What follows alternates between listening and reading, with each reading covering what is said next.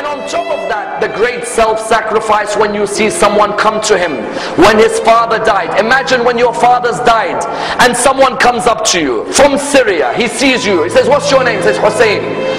Son of who? He says, son of Ali ibn Abi Talib. He said, may Allah curse you and curse your father Ali.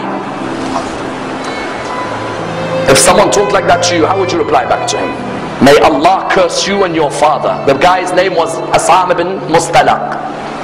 Imam said, is the wind of this area hurting you? Or maybe you've had a disagreement with your wife.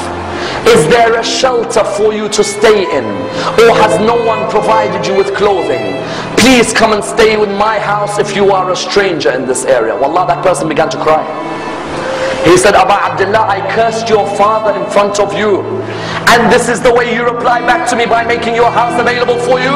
He said, this is the family of Rasulullah and the way we treat people.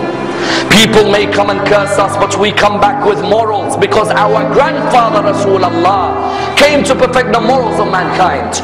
And that's why I will never forget the greatest self-sacrifice before Karbala. Notice none of these stories have anything to do with Karbala. Before Karbala and the battle of Nahrawan, the soldiers who were caught by Ali ibn Abi Talib were standing there. One of the soldiers, you all know him very well. He was fighting Ali ibn Abi Talib on that day.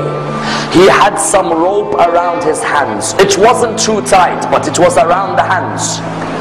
Imam al-Hussein was walking past. He saw that soldier. And the soldier looked at him and said, Hussein, I beg you, please remove this rope from around my hand, because the rope is causing nervousness in me. Remove it. And I'm asking you. Imam al-Hussein went back to his father. He said, oh my father, I'd like a favor from you. He said, what is it? He said, this person over there, do you see him? He said, yes, I see him. He said, he says to me, the rope is tight around his hand, even though you will never put a tight rope, but it seems to have been hurting him. And he asked me to remove it. Oh my father, do you allow me?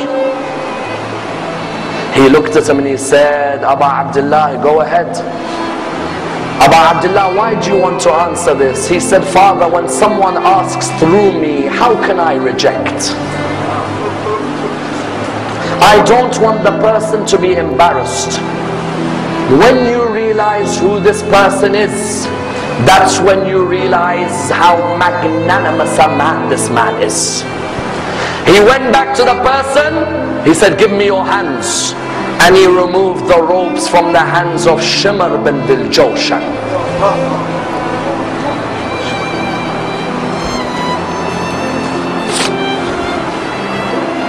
Tell me, which mercy did he show to you when he sat on your chest on the afternoon in Karbala?